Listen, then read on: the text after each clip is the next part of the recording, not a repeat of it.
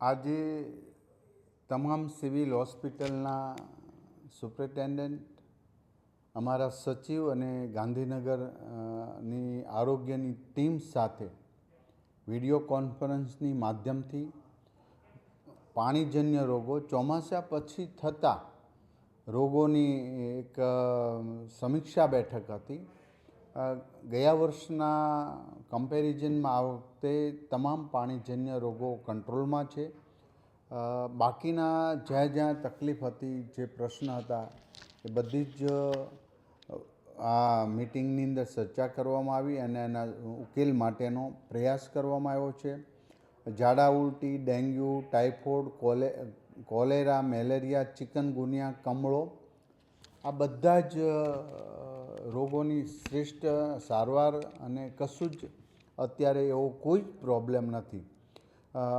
ખાસ કરીને દિલ્હી વગેરેમાં H1N1 સ્વાઇન ફ્લૂ જે પ્રસરી રહ્યો છે, પરંતુ એની પણ ગુજરાતની અંદર તમામ સિવિલ હોસ્પિટલ, રાજ્ય સરકાર દ્વારા ચાલતી હોસ્પિટલોની અંદર તમામ વ્યવસ્થા, દવા અને એમની જાગૃતતા માટે કહેવામાં આવ્યું છે.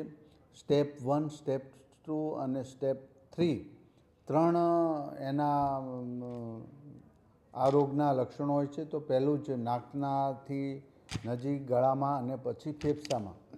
તો એમનો ટેસ્ટ પણ કરવાના, એવું લાગે તો તુરંત જ ટેસ્ટ કરવાના. અને હવે આ દવા એમની હોવાથી અને એમની સારવાર અદ્યતન હોવાથી કોઈ ગભરાવાની જરૂર છે જ નહીં.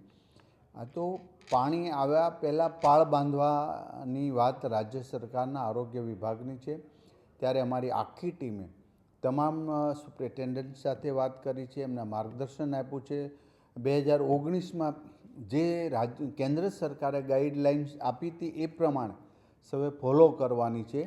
અને હાલ એવી કોઈ સ્થિતિ નથી કે જેથી કરીને નાનો એવો જ પ્રોબ્લેમ હોય. માટે અમારી ટીમ જે કામગીરી કરી રહી છે, ગામડાઓમાં, ટાઉન પ્લેસ વગેરે જગ્યા પર તમામ જગ્યાએ અમારી કામગીરી ચાલી રહી છે. ત્યારે ઓછા રોગો થયા, એના વધુમાં વધુ એની સારવાર પહેલાં જાગૃતતા લાવ્યા. ક્લોરીન ટેબ્લેટનું વિતરણ સૌથી મહત્ત્વનો ભાગ ભજવ્યો છે. શરદી, ઉધરસ કે અસ્થમાથી પરેશાન છો? અપનાવો એવિટોન એલિક્સિર, 17 શક્તિશાળી આયુર્વેદિક જડીબુટ્ટીઓનું સચોટ મિશ્રણ.